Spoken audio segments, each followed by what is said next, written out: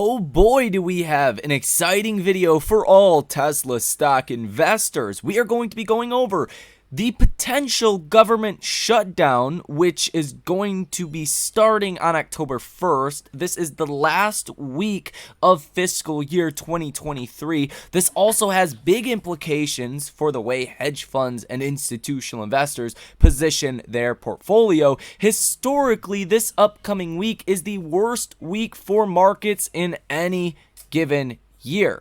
On top of that, we are going to go over all of the Tesla stock news that we did not cover in the last video, and there is a boatload.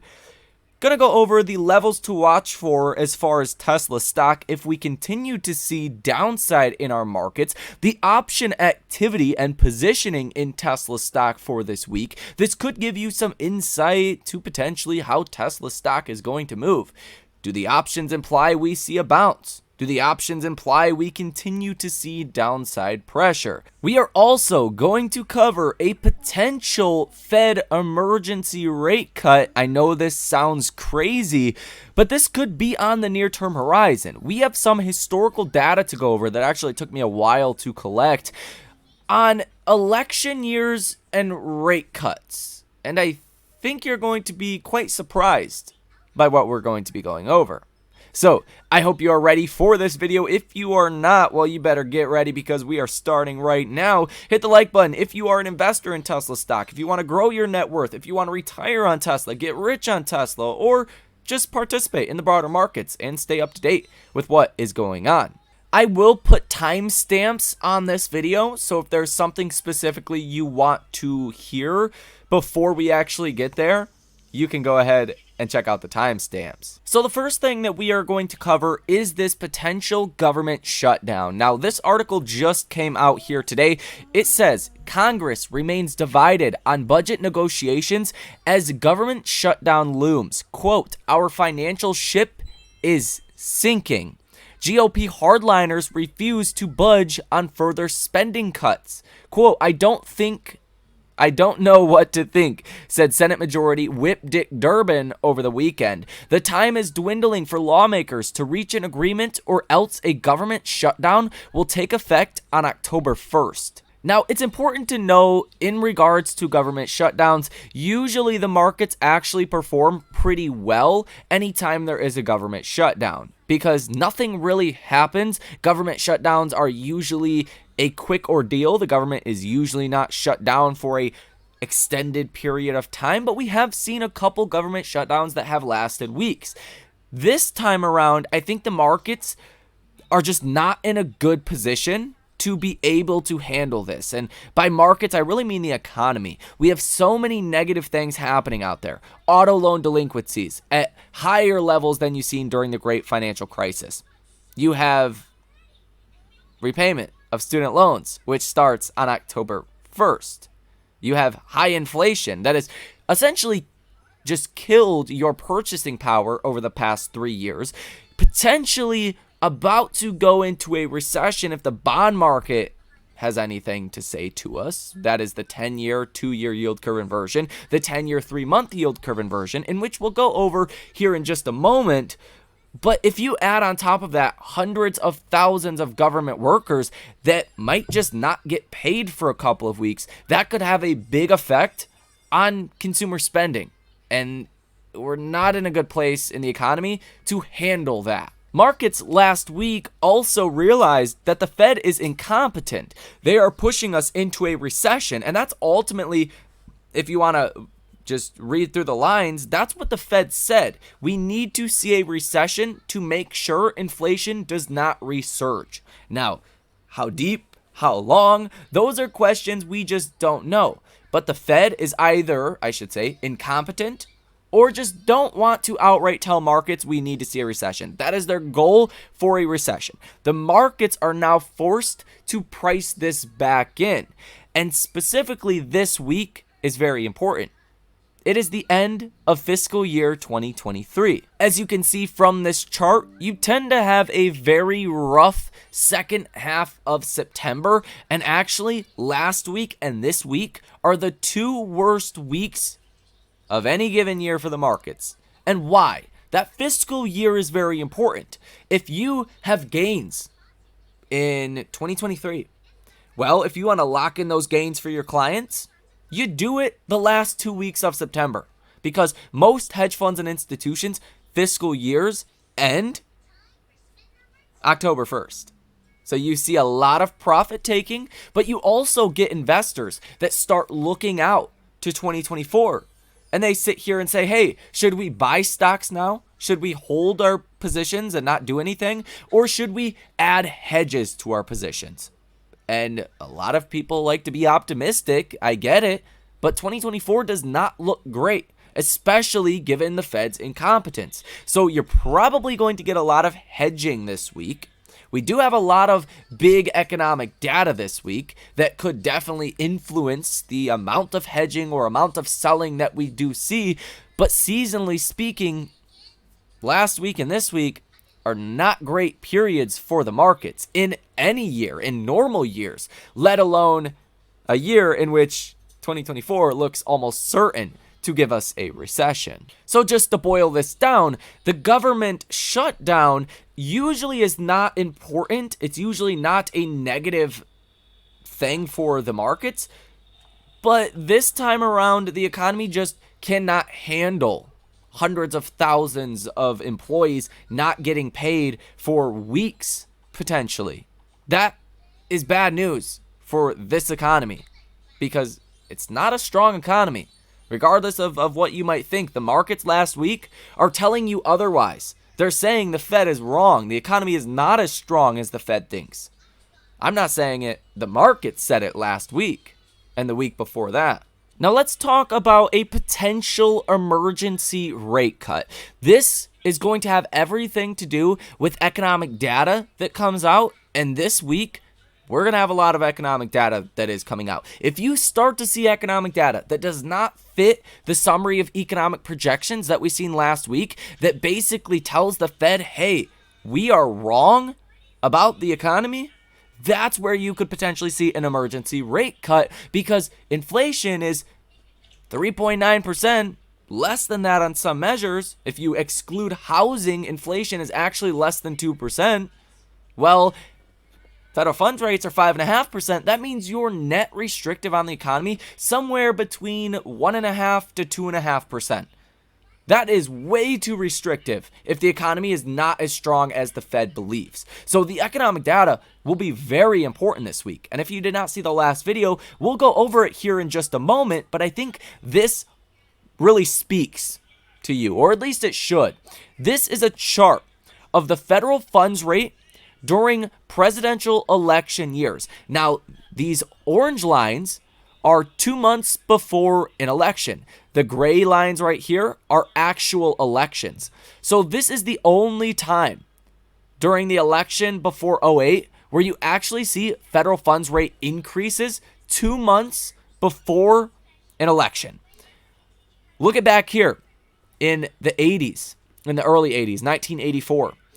The last 2 months before a presidential election, well, technically like 6 months before a presidential election, the Fed started cutting rates, and they continue to cut rates into that presidential election and then after the presidential election as well.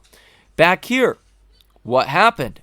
The Fed did not raise rates. They raised a little bit before, and then right after the election, they massively cut rates. And that was back here in the late 80s. What about back here in 1992? You did not see any rate increases. You actually seen rate decreases the whole year before the presidential election. So at this point, you were actually cutting rates heading into the presidential election. Back here in the mid-1990s, around 1996, well, there was no change in federal funds rates for years during this period of time. What about the 2000s? Again, no change in the federal funds rate. And then right after the election, rates were dramatically cut. What about back here? This is the only time that you actually seen rates increase again before the 2008 election. And we see what happened with that. The great financial crisis. So maybe they should have been a little more diligent, I guess. I guess cutting rates probably wouldn't have helped during this moment. And then you look at going into 2012. You literally seen rate cuts 2 months before the presidential election in 2012. During the obvious great financial crisis, during this period, you obviously seen rates come down quite a bit. But right up until the election, you also seen rates come down a lot. Now, what has happened since 2016? That was somewhat of a dated chart. Well, back in 2019, before the 2020 election, there was 3 rate cuts. And this is because the economy started to take a downturn. Now, inflation was obviously a lot lower then. It was in the mid 2% range. But that's where inflation is today if you take out housing. If housing rolls over, then inflation could drop big time. And again, it's one of those calculations where if Fed funds rates are 5.5%, well, you don't need that if inflation continues to come down or stays where it is if the economy starts to weaken. That gives you a lot of room to see rate cuts. So back in 2019, you've seen rate cuts. And obviously during 2020, the year that you actually had the presidential election, well, rates basically went to 0. So the historical kind of data here suggests that a year before an election, you usually see quite a few rate cuts. Why is that? It's pretty simple. People don't vote based on what they believe or what they think a president is going to do. Most of the time, individuals vote on their pocketbooks. They vote on the economy. If the economy is not doing well, that is the worst thing you can have if you want to get reelected. If you go into a recession, the historical performance of getting reelected is not great. Well, it's a short list of presidents who have actually won re-elections during a recession.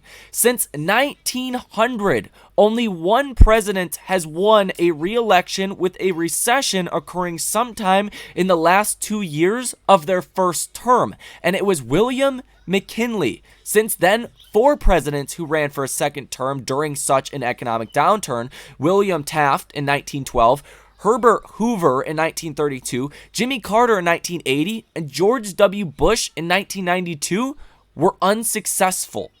So if you go into recession right before an election, you do not win a re-election. So the government, whether you want to think the Fed is separate from the government or not, well, I don't care about that argument. If you start to go into recession, if you start to get bad economic data, the Fed will cut rates, and they will do it unexpectedly. They will do it to stimulate the economy. Higher inflation, that is nothing compared to heading into a recession during an election year. You can get reelected with higher inflation. You will not get reelected if you are in a recession or going into one. So the historical data here suggests rate cuts could be months away. Now, the economic data that we are going to get this week is very important for the markets. You're going to get durable goods orders month over month for the month of August at 8:30 in the morning on Wednesday. You're expecting negative 1.4. If you take a look at this data over the past year or so, you went really negative in July. If you come out with another negative print, that's not going to be so great for the economy, or at least show the economy is not doing that well. Thursday, you're going to get GDP growth rate quarter over quarter, the final estimate for Q2. You're expecting a revision to the upside, okay, from 2% to 2.2%. If that comes down, which I think is very possible, that's also not going to be great. You also want to watch initial jobless claims like a hawk from this point on until we start to see bad economic data for the economy. You guys got to remember, data from the government, a lot of data reports are very lagged and there's a lot of revisions. Initial jobless claims do not tend to see revisions the way that GDP does, or the way non-farm payroll reports do, which have been getting massively revised down by over 100,000 jobs the last couple revisions. So if you actually take into consideration the revisions, the labor market does not look as good as you might think if you watch these data points when they come out. You've just seen over 300,000 jobs get revised downwards in the last 6 months. Not great. So that's it for Thursday. Now on Friday, you are going to get the biggest data that we're going to get for quite a while. That is personal spending month over month, personal income month over month, and PCE. Now, I don't even think inflation matters at this point for our markets. If you're an investor, I don't think inflation matters because the Fed solidified we need to see a recession or a substantial slowdown before we cut rates. So I think it's the first part. I think you just need to see some form of recession or maybe a sharp slowdown, and then you get those emergency rate cuts. But personal spending month over month, you're expecting that to come in at 0.5%. Last month's reading was 0.8%. You're expecting a decrease. Now, if for whatever reason personal spending were to come in really negative, that's where you start to get the government saying, hey, Powell, maybe the economy is not as strong as your 70 economists believe it is. Maybe you're wrong and we're heading into an election year, so you need to be very careful, or you might just get out of your chair position. Click. That's how these things tend to go. Personal income month over month, I don't care about that nearly as much. You're expecting an increase from 0.2 to 0.4%. And again, PCE, you are expecting your core month over month to stay the same at 0.2 and your headline to increase from 0.2 to 0.5 and your year over year to increase from 3.3 to 3.5. Again, investors know inflation is rising because of oil, and that's actually one of the things that says we might be going into a recession. Since the end of World War II in 1945, every recession we have went into, well, it happened right after a spike in oil. Back here in the early 90s, back here in 1996, back here during the dot-com bust, back here during '08, probably the most infamous example of this. See a massive spike in oil, and then boom, recession. Well, that's what you're starting to see now. The price of oil per barrel has went from about $70 to over $90 now in just a short span of time. This is a 35% increase within 2 months from July. This, if it continues, well, you're going to very much see the precursors of a recession. You're also seeing the 10-year and 3-month yield curve inversion, which is starting to uninvert. This typically happens right before a recession does occur, as well as that the 10 and the 2-year yield curve is starting to uninvert as well. Again, this typically happens right before a recession. Now let's go ahead and get into all of the Tesla stock news that you really need to know. Now this is not directly Tesla stock news, but it is a big benefit to Tesla, and it's a real drag on the economy. You guys got to remember what the GM CEO said is for every one UAW job, there are 6 other jobs that are affected by that one UAW job. That is part suppliers, that is detailers, that is dealerships, that is so many other different kind of subsectors of the auto industry. But during the first week of the UAW strike alone, automakers suffered from a collective $1.6 billion in economic losses. This is automakers. Imagine how many families have gotten affected by this. A lot of individuals that were part-time workers or non-union workers or just not covered by the supplemental payments. If you get laid off, thousands of workers over the past week, well, they went from making maybe $1,000 a week to $362, the federal unemployment insurance amount. What about credit card losses that are rising at the fastest pace since the great financial crisis? Goldman Sachs predicts credit card losses will continue to climb through the end of 2024 and early 2025. What is unusual is that the losses are accumulating outside of an economic downturn, the firm said. Credit card losses currently stand at 3.63%, up 1.5 percentage points from the bottom. And just imagine what all of these strikes and all of this unemployment that we could potentially be seeing in the next couple of months. Imagine what that is going to do for your default rates that are already close to great financial crisis levels when the unemployment rate was 10% and today it's 3.8%. So if we get back to 10%, you're going to see by far the highest default rates we have ever seen in this country, which is not great. You're really on a teeter-totter that is really starting to tip towards the side of a recession. This is not good. Gary Black recently said on X, many investors still seem confused about the role of Tesla's price cuts. The 25,000 next-gen EV is for world domination, consistent with MP1 Roadster, the Model S, the Model 3, the Model 2, as Elon has said many times, including on the Q1 earnings call. Price cuts on existing models are meant to balance short-term orders and reductions. Ford and GM are far more worried about the $25,000 EV rather than incremental $2,000 to $3,000 reductions off the Model Y and the Model 3 configurator prices. Troy Teslike is reporting that Model Y VINs were trending upwards up until September 4th, and then they flattened.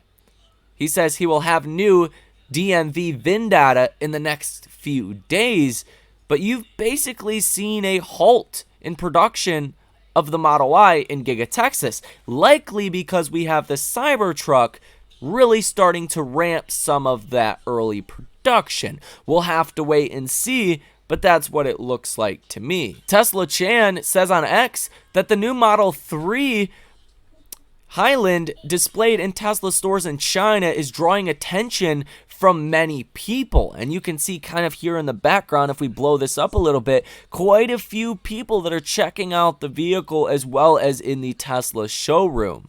And just what a sexy car. I mean, my girlfriend gives me hate for calling objects sexy, but I mean, if anything's sexy, it's that right there. New Model S deliveries begin today in Japan. We'll see how much of an impact this actually has. Japan is the third largest economy in the world, and Tesla really has been non-existent in Japan for a long time. Ashok Alishwami says neural networks plus cameras work amazingly well and are really the solution to robotics. Same solution for the car, for Optimus, and will be for all such artificial animals.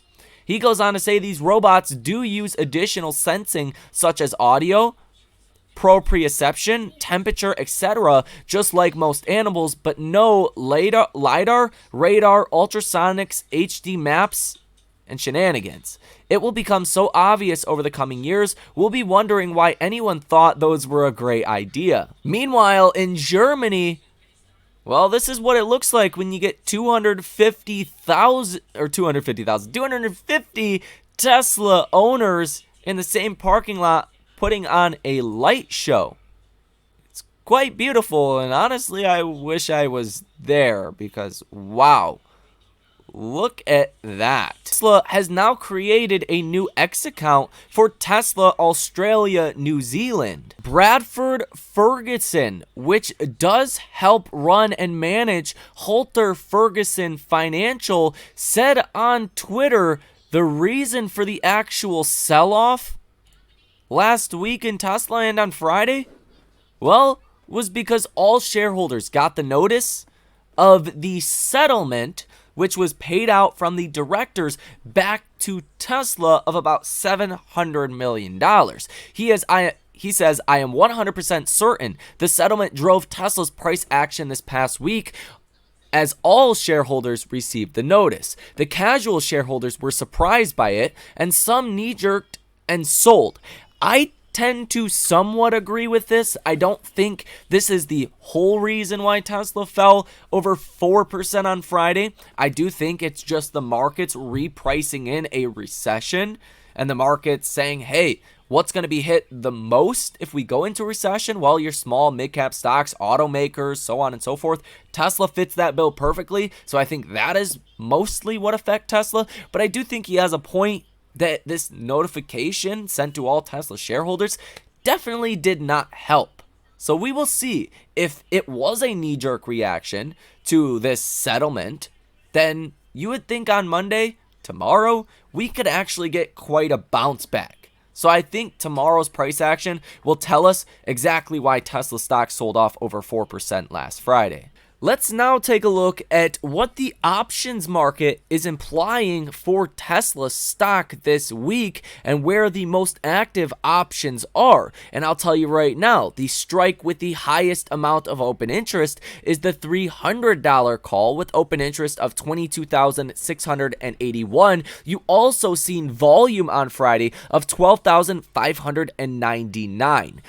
But the highest volume options that we did see last week, well, it was not those. Okay, let's go ahead and blow this up again because I totally messed that up.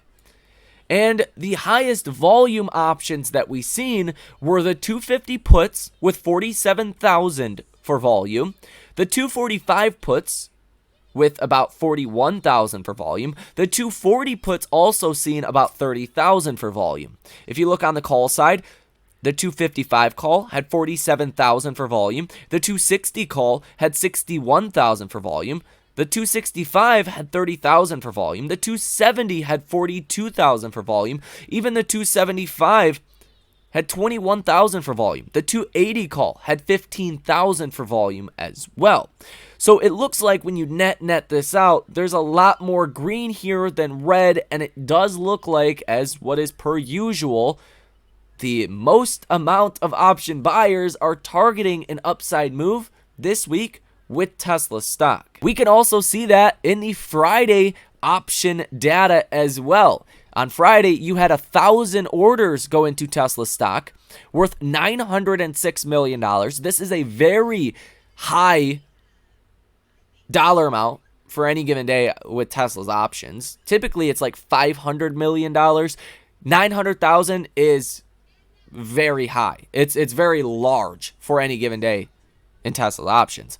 Now, positive order value was 78%. Anything over 65%, you can say is very bullish. Anything over 75% is super bullish because you have a lot of investors that hedge out their positions. This looks like a lot of bullish, forward-looking positions. So this does boast well if you are a bullish investor hoping that Tesla stock does rally next week. If we do take a look at the Google Trends data, we are going to be starting a new week here today. That data has not fully updated. But for the initial kind of read here, you are seeing search volume slowing down for the Model 3, but it's actually interesting because the Model Y search volumes actually increased quite a bit. You are seeing a slight decrease on the Model S as well as the Model X. Now, this Model Y increase could be potentially because, well, obviously, more people are placing orders. More people are interested in placing orders for the Model Y. But maybe it's because some production did go back online for the Model Y. If we do go ahead and take a look at institutional ownership of Tesla and some of the recent filings that have come out, I really want to focus on your large banks, your Morgan Stanley, your JP Morgan, your Citi, your Wells Fargo, banks of that high-class nature. If you look at Morgan Stanley, they don't have any puts or calls on Tesla. They do own about 28 million shares of Tesla. They did increase their position by 26.5% in the last quarter. So Morgan Stanley, they put out that note on Tesla, and it looks like they're following suit with actually initiating brand new positions. So, they don't just raise their price target. They raise their price target and they buy shares of Tesla. JP Morgan, a little bit different. JP Morgan owns 26,739,000 shares. They did decrease their position by about 8.5% in the last quarter. Citigroup owns 3.1 million shares of Tesla. They increased their ownership by 36.7% in the last quarter. They decreased their call position by 16.5%, and they did up their put position by about 5.5%. Bank of America made some interesting moves in their Tesla position. They sold 15.5% of their Tesla position. Now they own about 10 million shares exactly. They decreased their put position by 16%, and they increased their call position by over 200%. Very interesting. It looks like Bank of America wants some upside leverage in Tesla. Wells Fargo currently owns 2.8 million shares of Tesla. They increased their ownership by 2.5% in the last quarter. They did increase their call position by about 85.5%, and they did decrease their put position by about 1.25%. Now, these guys deal in long-term options, and obviously buying and selling of shares. So their option trades may look different than some of the option trades that you will see actually on the option chain. So keep that in mind. They could have 20, 30, 20, 35 options. So what you're seeing here with most large banks, even if they decrease their share ownership, they increased their call leverage in Tesla. Long-term bullish positionings are what you are seeing from the big banks in Tesla stock. Now, as I have said in many videos now, the markets realize the Fed is incompetent. The markets went from pricing in a recession during September and October. Now the markets need to price in a recession. Now, we're not 100% going to price in a recession before it actually happens, before the economic data does really start to turn downwards. But you can, to some degree, price in a recession. The way that I like to look at this is out of 100%. Now, logically speaking, even before a recession, just the Fed confirming that we're heading into a recession, well, with their Fed meeting, you might price in a recession like 35 to 50% of the pricing in can happen. Now, I think where prices are, if you look at the SPY, you look at the NASDAQ, still really high in the grand scope of things. There's probably still some more pricing to go before you are 35% pricing in a recession, or 35% pricing in the effects of any recession we see. Obviously, there's big question marks, how long, how deep, things of that nature, but I don't think you're fully there to 35 to 50% pricing in a recession. Now, when you actually get to a recession and when the market's 100% priced it in, that's where you can fall back to the October lows or potentially even lower than that. That would be like 100% priced in a recession. At that point, you're going to be in a recession. Or like, once you get that second negative GDP print, that's where you're 100% priced in for the recession. Now, with that said, Tesla stock in particular, I'm very bullish on for 2024. But over the next couple of weeks, it's hard to be bullish in the markets unless we get some really good data, unless we get the Fed coming to terms and becoming more competent.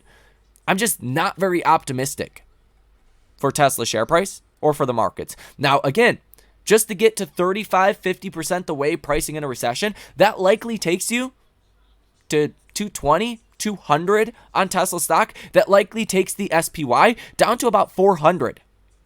That would be maybe half of pricing in a recession, maybe less, just because we have rallied so much. You got to give some of it back, and that's what I expect, and that's what I have been expecting for multiple weeks now. And I think that is what is going to happen. If you look at the AI investor sentiment, last week, 31.3% of investors were bullish, 34.1% were neutral, and 34.6% were bearish. So you're finally at the most bearish point you have been at since August 30th, which in the grand scope of things, 1 year for the bearish high was 60.8%. So you're not even close to the most bearish we could be, which was back here on September 28th, 2022. Which was basically right before the markets really took those new lows in early October. So you have quite a bit that markets could still get more bearish. If you also look up the search terms of a government shutdown in blue and the unemployment in red, you can see both of these are spiking. Government shutdown is spiking a lot, and unemployment is spiking quite a bit as well, which again, not great signs for the economy. So with Tesla stock, if you want to try to get the best price possible, going all in right now might not be the right move. Being the right move might say, hey, if you have capital to buy 50 shares of Tesla, maybe buying 5 shares now would make sense. If we fall to 530, maybe buying another 10 shares would make sense. If we fall to 220, buying another 10 shares would make sense. Fall to 200, another maybe 25 shares at that point would make sense. If you fall to 180, then maybe you can go ahead and buy another 30, 40 shares of Tesla. Scaling in right now, even for the long-term investor, makes a lot of sense to me personally, and that's what I am doing. If you guys would like to come trade with me, every time I make trades, I send out alerts. Link down below in the description of this video. This is going to conclude this video. Hopefully you guys learned something. If you did, hit the like button and subscribe to the channel. Comment down below if you have any differing opinions from any of this information stated in this video. But that's it. My name is Michael Tyler. Enjoy the rest of your day, and I will see you in the next one.